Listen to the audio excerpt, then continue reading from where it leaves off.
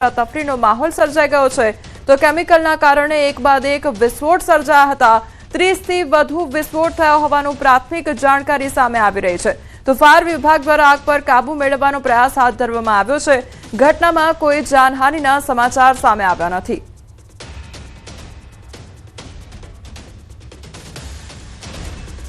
તો સુરતની ખૂબ જ નામાંકિત કેમિકલ કંપની કે જેમાં આગ લાગવાની ઘટના બની છે તો આગ લાગતા ધુમાડાના ગોટે ગોટા સર્જાઈ ગયા હતા તો અફરાતફરીનો માહોલ પણ સર્જાયો હતો તો આગ લાગવાની ઘટનામાં કોઈપણ પ્રકારની જાનહાનિ સર્જાઈ નથી। સુરતના આ દ્રશ્યો સામે આવ્યા છે કે જ્યાં કેમિકલ કંપનીમાં આગ લાગી અને કેમિકલના કારણે એક બાદ એક વિસ્ફોટ પણ સર્જાયા હતા।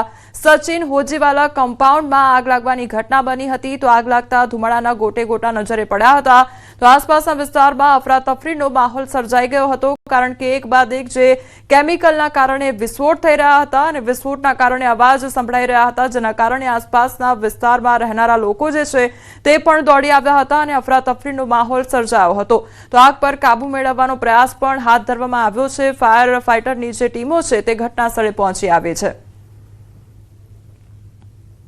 અમદાવાદના સાયન્સ સિટી વિસ્તારમાં શુકન 4 રસ્તા નજીક કાર પાર્કિંગમાં અચાનક આગ લાગવાનો બનાવ સામે આવ્યો છે। આગ લાગતા પાર્કિંગમાં ઉભેલી 4 થી 5 કાર આગની ઝપેટમાં આવી ગઈ। ઘટનાની જાણ થતાં ફાયર બ્રિગેડની ટીમ તાત્કાલિક ઘટના સ્થળે પહોંચી આગ પર કાબુ મેળવવાની કામગીરી હાથ ધરી છે તો આગ લાગવાનું કારણ હજી સુધી અકબંધ છે। અમદાવાદનો મામલો સામે આવ્યો છે કે જ્યાં સાયન્સ સિટી વિસ્તારમાં આગ લાગવાની ઘટના બની છે। કાર પાર્કિંગમાં આગ લાગવાની ઘટના બની તો ધુમાડાના ગોટે ગોટા સર્જાયા હતા। અફરાતફરીનો માહોલ પણ સર્જાઈ ગયો હતો। તો આજના દિવસની આ બે તસવીરો સામે આવી છે। એક તરફ સુરતની એ તસવીર, બીજી તરફ અમદાવાદની એ તસવીર। સુરતમાં કેમિકલ કંપનીમાં આગ લાગવાની ઘટના બની છે, નામાંકિત કંપનીમાં આગ લાગવાની ઘટના બની અને કેમિકલના કારણે એક બાદ એક વિસ્ફોટ પણ સર્જાયા હતા તો બીજી તરફ અમદાવાદની સાયન્સ સિટી વિસ્તારમાં જે કાર પાર્કિંગ હતી તેમાં આગ લાગવાની ઘટના બની હતી જેના કારણે જે 4 થી 5 ગાડીઓ હતી તે પણ આગની ઝપેટમાં આવી ગઈ હતી તો લોકોમાં અફરાતફરીનો માહોલ પણ સર્જાઈ ગયો હતો।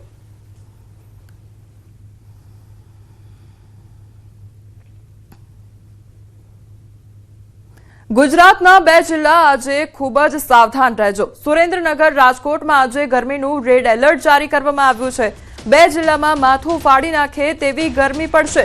ગુજરાતના 18 જિલ્લામાં આજે ઓરેન્જ એલર્ટ જારી કરવામાં આવ્યું છે। હવામાન વિભાગના મતે આજે પોરબંદર, જૂનાગઢ, અમરેલી, મોરબી, ગીર સોમનાથ, કચ્છ, દીવ, બનાસકાંઠા તેમજ પાટણ, વડોદરા, સુરત, મહેસાણા, સાબરકાંઠા, ગાંધીનગર, અમદાવાદ, આણંદ, ભરૂચ, જામનગર, ભાવનગરમાં ઓરેન્જ એલર્ટ આપવામાં આવ્યું છે તો દરિયાકાંઠાના વિસ્તારમાં ભેજવાળા અને ગરમ પવન ફૂંકાશે તો કાંઠાના ભાગોમાં અકળામણ અનુભવાશે।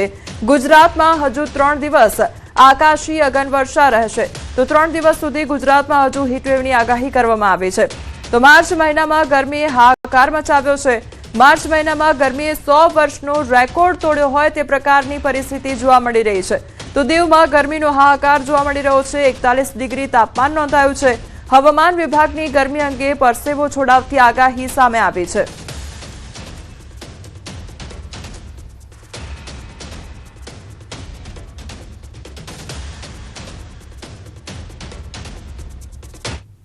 તો આગામી 3 દિવસ હીટવેવની આગાહી કરવામાં આવી છે ત્યારે ગરમી અંગે મોટી આગાહી કરવામાં આવી છે અને કયા વિસ્તારમાં કેટલી ગરમી રહેશે, ક્યાં આગળ ઓરેન્જ એલર્ટ આપવામાં આવ્યું છે અને રેડ એલર્ટ ક્યાં છે તેના વિશે વાત કરી લઈએ તો સુરેન્દ્રનગર અને રાજકોટ આ 2 એવા વિસ્તાર છે કે જ્યાં આગળ રેડ એલર્ટ આપવામાં આવ્યું છે એટલે કે સૌથી વધુ ગરમીનું પ્રમાણ ત્યાં આગળ જોવા મળશે એટલે ત્યાંના લોકોએ ખાસ ધ્યાન રાખવું પડશે।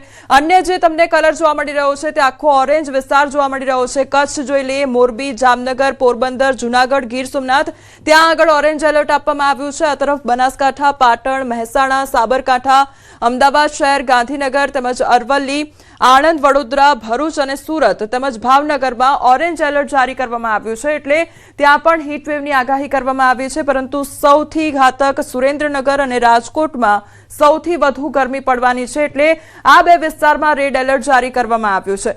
હવે હવામાન વિભાગ દ્વારા કયા પ્રકારે આગાહી કરવામાં આવી છે તે જોઈ લઈએ। जो दीव में आज टेम्परेचर रिकॉर्ड हुआ है, कल का जो मैक्सिमम आया 41.3 डिग्री सेंटीग्रेड। ये लॉन्ग पीरियड एवरेज में देखा जाए, लॉन्ग पीरियड का जो डेटा है दीव के लिए इसमें 6th मैक्सिमम पोजीशन में इसकी है और जो इस महीने का टेम्परेचर हम देखें, मैक्सिमम टेम्परेचर देखें तो सब रिकॉर्ड तोड़ दिया है। सबसे हाईएस्ट टेम्परेचर रिकॉर्ड हुआ है जो मार्च महीने का दीव में आज टेम्परेचर रिकॉर्ड हुआ है। कल का जो मैक्सिमम आया 41.3 डिग्री सेंटीग्रेड। ये लॉन्ग पीरियड एवरेज में देखा जाए, लॉन्ग पीरियड का जो डेटा है दीव के लिए, इसमें 6th मैक्सिमम पोजीशन में इसकी है। और जो इस महीने का टेम्परेचर हम देखें, मैक्सिमम टेम्परेचर देखें तो सब रिकॉर्ड तोड़ दिया है। सबसे हाईएस्ट टेम्परेचर रिकॉर्ड हुआ है जो मार्च महीने का दीव में। ભર ઉનાળે લીંબુના ભાવમાં વધારો થયો છે। લીંબુના હોલસેલ ભાવમાં એકાએક 60 રૂપિયાનો વધારો નોંધાયો છે। અમદાવાદમાં છૂટક બજારમાં લીંબુનો 1 કિલોનો ભાવ ₹200 થી 250 રૂપિયા બોલાઈ રહ્યો છે, તો ઉનાળાની ગરમી અને રમઝાનના કારણે ભાવ વધી ગયા છે। આગામી દિવસોમાં હજુ વધુ ભાવ વધે તેવી પણ શક્યતા વ્યક્ત કરવામાં આવી છે।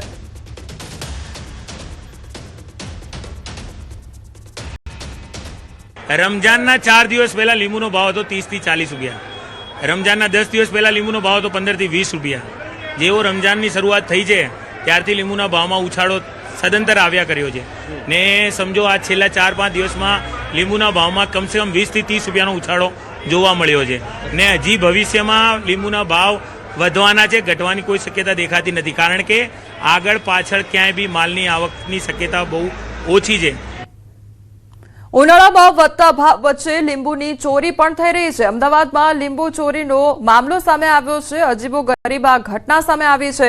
એક તરફ લીંબુના ભાવ 7મા આસમાને છે અને આ સ્થિતિમાં મોંઘા ભાવના લીંબુની ચોરી પણ થઈ હોવાનો બનાવ સામે આવ્યો છે। સાયલાથી લીંબુ વેચાણ માટે આવેલા ખેડૂત સાથે ચોરી થઈ છે। 18 થી 20 હજારની ત્યારે કિંમતના 150 કિલો લીંબુની ચોરી કરવામાં આવી છે। ખેડૂતો લીંબુ ચોરીની જાણવા જોગ ફરિયાદ પણ કરી છે।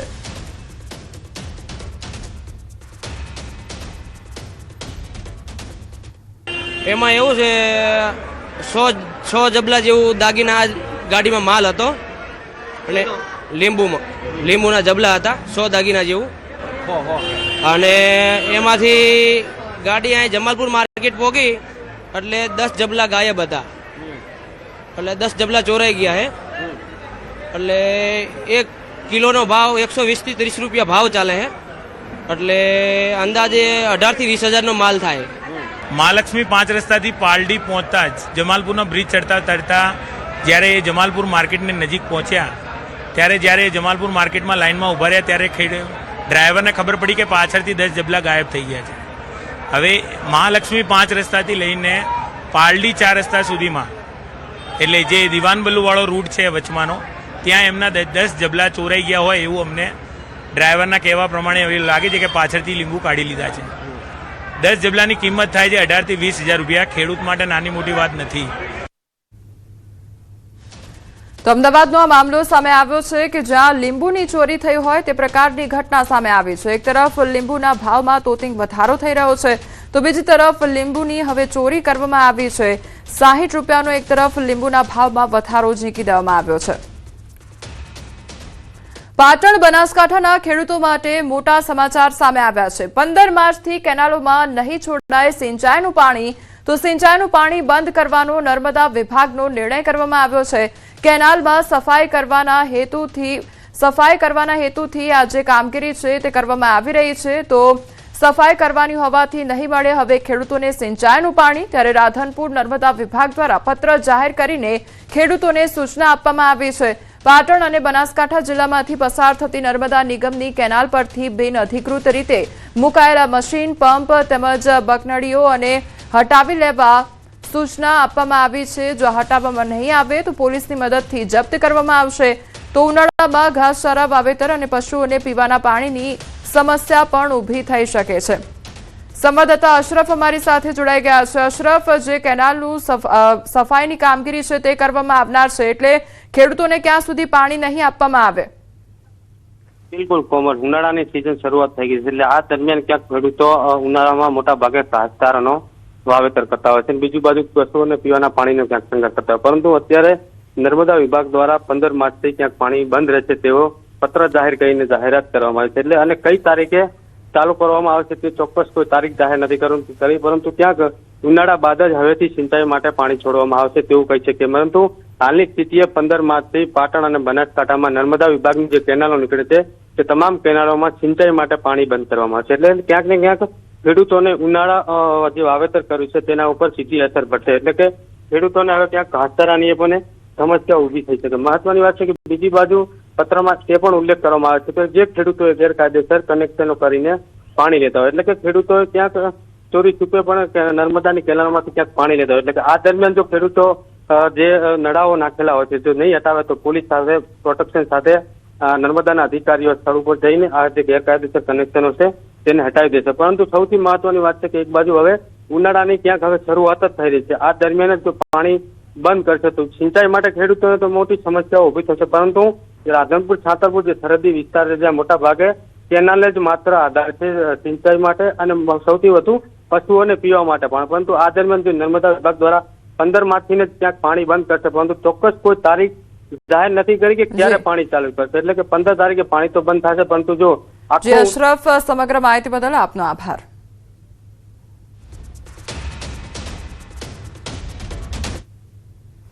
અમદાવાદમાં પાલડીમાં પાર્સલમાં ભેદી ધડાકો થયો હોવાની ઘટના સામે આવી છે. પાર્સલમાં અચાનક બ્લાસ્ટ સર્જાયો, ધડાકાથી બોર્ડને પણ નુકસાન થયું છે. પાર્સલમાં શું છે તેના કારણે ધડાકો થઈ રહ્યો છે તે સવાલ અત્યારે હાલ ઉદ્ભવી રહ્યો છે. ટ્રાવેલની ઓફિસમાં આજે પાર્સલ છે તે આવ્યું હતું અને એકાએક ધડાકો થઈ ગયો હતો. ત્યારે પાર્સલમાં આખરે શું હતું તેને લઈને પણ અનેક સવાલ ઉદ્ભવી રહ્યા છે. સંવાદદાતા નવીન અમારી સાથે જોડાઈ ગયા છે. નવીન, આ પાર્સલમાં એવું તો શું હતું કે જેના કારણે બ્લાસ્ટ સર્જાયો હતો? કોઈ પણ પ્રકારનું અપડેટ મળી રહ્યું છે? કોમલ, જે એક હોસ્પિટલ આવેલી છે, હોસ્પિટલની નીચે જે છે તે ટ્રાવેલ્સની ઓફિસ છે. તે ટ્રાવેલ્સની ઓફિસમાં એક પાર્સલ આવેલું છે. તે પાર્સલમાં એકાએક ભેદી ધડાકો થતા લોકોમાં કુતૂહલ જાગી ગયું કે આ ધડાકો કેમ થઈ રહ્યો છે. જો કે ધડાકોના કારણે બોર્ડને પણ નુકસાન થયું. જોઈ શકો છો કે બોર્ડમાં પણ હોલ પડી ગયો છે. એટલે જે ધડાકો છે તે સામાન્ય ના કહી શકાય, પરંતુ ખરેખર આની અંદર છે શું અને કારણોસર થઈ રહ્યું છે તે સવાલ ઉભો થાય છે. જો કે અત્યારે પોલીસ છે કે કેમ એ પણ હજી ખ્યાલ નથી, પરંતુ ત્યાંના જે લોકલ વ્યક્તિએ માહિતી આપી છે કે આ જે પાર્સલ પડ્યું છે તે પાર્સલની અંદરથી આ પ્રકારે જે છે એકાએક ધડાકો શરૂ થઈ ગયો હતો, જેના કારણે લોકોમાં કુતૂહલ સર્જાયું છે. જી નવીન, આપે કહ્યું કે ટ્રાવેલ્સ ઓફિસ આવેલી છે ત્યાં આગળ આ પાર્સલ હતું એટલે તેમાં ધડાકો થયો હતો. ત્યારે પાર્સલ કોના તરફથી આપવામાં આવ્યું હતું અથવા તો કોને આપવાનું હતું તેની કોઈ પણ પ્રકારની અત્યારે જાણકારી મળી રહી છે? જી, અત્યારે હવે આજ અમે પહોંચી રહ્યા છીએ, ત્યારે તપાસ કરીશું. ખરેખર ફાયર બ્રિગેડની ટીમ પણ ત્યાં આવી ગઈ છે. ફાયર બ્રિગેડની ટીમ પણ તપાસ કરી રહી છે. અમે તમને તાત્કાલિક એક લાઈવ દ્રશ્યો બી બતાવીશું. કોમલ, અમે પહોંચી ગયા છીએ કે ખરેખર આ ઘટના જે બની છે તેની પાછળનું રહસ્ય શું છે. જો કે સામાન્ય ઘટના છે કે પાર્સલની અંદર શું છે તે તપાસનો વિષય છે, પરંતુ ક્યાંક ને ક્યાંક જો વાત કરીએ તો ધડાકો થતો સવાલ જરૂરથી ઉભો થઈ રહ્યો છે અને લોકો પણ કુતૂહલ સર્જાયું છે કે ખરેખર આ પાર્સલમાં છે શું. અને આપણે લાઈવ દ્રશ્યો પણ બતાવીશું કે કઈ રીતે આ જે પાર્સલની સર્વિસ છે તે ત્યાં જે છે આ ધડાકો જે છે પાર્સલમાં થઈ હોવાની ઘટના સામે આવી રહી છે. પરંતુ ક્યાંક ને ક્યાંક લોકો એટલા માટે ચિંતામાં છે કે કોઈ પ્રકારનું નુકસાન ના પહોંચે, ત્યારે શું છે તેની તપાસ પણ કરવામાં આવી રહી છે. કોમલ, જી નવીન, સમગ્ર માહિતી બદલ આપનો આભાર.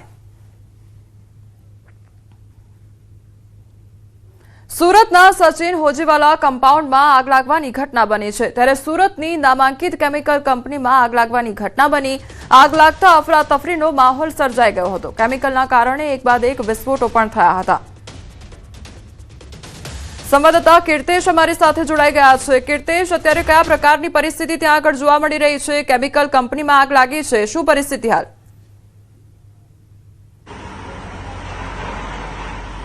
બિલકુલ, સુરતથી 25 કિલોમીટર દૂર આવેલા સચિન જીઆઈડીસી વિસ્તાર છે, એથર કંપની છે. દ્રશ્ય જોઈ શકાય છે કે કંપનીના પાછળના યુનિટમાં આગ લાગી હતી. ધીરે ધીરે આ આગ આગળના યુનિટમાં પહોંચી છે. ફાયર વિભાગ દ્વારા કેમિકલ વાળું પાણી મારવામાં આવી રહ્યું છે. એટલે જ ગણતરીની સેકન્ડો પહેલા બ્લાસ્ટ થયો છે, કારણ કે કેમિકલ બનાવતી ફેક્ટરી છે અને જે પ્રકારે અહીંયા કેમિકલ બનતું હોય છે ખૂબ જ જ્વલનશીલ છે. છેલ્લા 1-1.5 કલાકથી આગ બેકાબુ છે. બીજી વસ્તુ એ છે કે આગ ભલે સામે લાગ્યું પણ સામેની ફેક્ટરીઓ છે ત્યાં પણ તારાજીના દ્રશ્યો જોવા મળી રહ્યા છે. દ્રશ્યો જોઈ શકાય છે કે આગ કેટલી વિકરાળ હતી. સતત ફાયર વિભાગ દ્વારા પાણીનો મારો કરવામાં આવી રહ્યો છે. હું બહારના દ્રશ્યો બતાવવાનો પ્રયાસ કરીશ. કેમેરામેનને કહીશ કે આગળ આવીને આ તમામ દ્રશ્યો બતાવશે, કારણ કે જે પ્રકારની સ્થિતિ છે અહીંયા કહી શકાય કે અત્યારે 80 થી 90 ડિગ્રી સેલ્સિયસ તાપમાન છે. ઊભું રહેવાય તેવી સ્થિતિ નથી. સતત ફાયર વિભાગ દ્વારા પાણીનો મારો કરવામાં આવી રહ્યો છે અને કેમિકલ ફેક્ટરીની સામે આવેલી ઓફિસોમાં પણ જે આગના દ્રશ્યો છે જોવા મળી રહ્યા છે. ખૂબ જ અત્યંત જ્વલનશીલ કેમિકલ છે. અહીંયા એક ભાઈ છે શું ભાઈ આપનું નામ? રાજ પટેલ. રાજભાઈ, શું ઘટના બની હતી, કેટલા વાગે બની હતી, શું સ્થિતિ?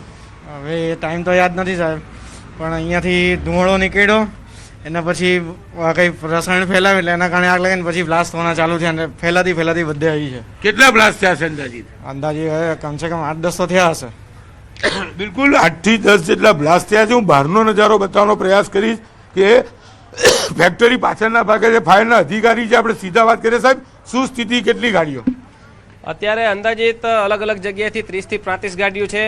સુરત ફાયર બ્રિગેડ અને આસપાસની જીઆઈડીસી વાળાના જે પણ અધિકારીઓ છે તે પણ ઘટના સ્થળે પર આવી ગયેલા છે અને અત્યારે હજી આગને જોતા લગભગ 30-40% જેટલી જ કંટ્રોલમાં છે. બાકી અંદર એન્ટ્રી થતા પછી ખબર પડે. સાહેબ, કેટલો ટાઈમ અંદાજિત લાગશે? કેમિકલ છે એટલે હવે જે કેમિકલ છે એ કેટલો ટાઈમ લાગે, અંદર કેટલું કેમિકલ ભરેલું છે એ તેના બાદ જ ખબર પડશે.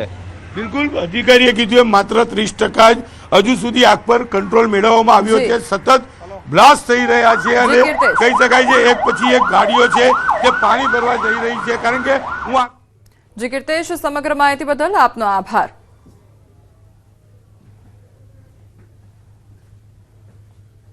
આ તરફ અમદાવાદ શહેરની વાત કરીએ તો અમદાવાદમાં પાલડીમાં પાર્સલમાં ભેદી ધડાકો થયો અને પાર્સલમાં અચાનક બ્લાસ્ટ થયો હતો. ધડાકાથી બોર્ડને પણ નુકસાન સર્જાયું. પાર્સલમાં શું છે તેના કારણે ધડાકો થઈ રહ્યો છે તે સવાલ પણ આખરે ઉદ્ભવી રહ્યો છે. સંવાદદાતા નવીન અમારી સાથે જોડાઈ ગયા છે. નવીન, અત્યારે કયા પ્રકારની પરિસ્થિતિ છે? આખરે કેવી રીતે ઘટના સર્જાઈ હતી?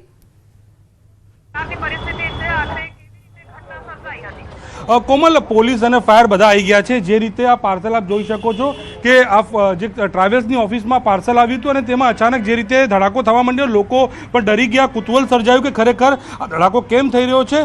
પરંતુ પોલીસ અને ફાયર તમામ લોકો આવી ગયા છે. જોકે હાલ રાહતના સમાચાર એ છે કે પ્રાથમિક તપાસમાં આ સિલિકોન સ્પ્રે હોઈ શકે છે અને તે ગરમીમાં મૂકવાના કારણે એકાએક તેમાં જે ધડાકો થયા હોવાની હાલ પ્રાથમિક માહિતી સામે આવી રહી છે કે ગરમીના કારણે જે સિલિકોન સ્પ્રે છે જેના કારણે આ પ્રકારની ઘટના સર્જાઈ. પરંતુ જે રીતે આ થયો છે અને આજુબાજુ જે બોર્ડને પણ નુકસાન પહોંચ્યું છે તે એક ચિંતાનો વિષય હતો. લોકોમાં એક કુતૂહલ હતી કે ખરેખર આ સમગ્ર ઘટના બની કેમ છે, કઈ રીતે બની છે. કારણ કે ફાયરને પણ જાણ કરવામાં આવી, પોલીસને પણ જાણ કરવામાં આવી છે. આપ જોઈ શકો છો કે આ બોર્ડ છે તે બોર્ડને પણ અહીંયા પાર્સલ પડ્યું હતું અને ત્યાં નુકસાન પણ પહોંચ્યું છે અને એટલી તીવ્રતા હતી કે જેના કારણે એક બોર્ડની અંદર હોલ પણ પડી ગયું છે. તો કહી શકાય કે જે રીતે આની તીવ્રતા હતી તે ખૂબ જ વધારે હતી, જેના કારણે લોકો ડરી ગયા, લોકોમાં કુતૂહલ સર્જાયું કે ખરેખર આ પાર્સલમાં છે શું, જેના કારણે આ પ્રકારની ઘટના બની છે. જોકે પોલીસ અને ફાયરની ટીમ અહીંયા આવી ગઈ છે અને હાલ પ્રાથમિક જે કેવું છે કે આ સિલિકોન સ્પ્રે હોઈ શકે છે. પોલીસ પણ તપાસ કરી રહી છે કે ખરેખર બીજી કોઈ વસ્તુ તો નથી ને,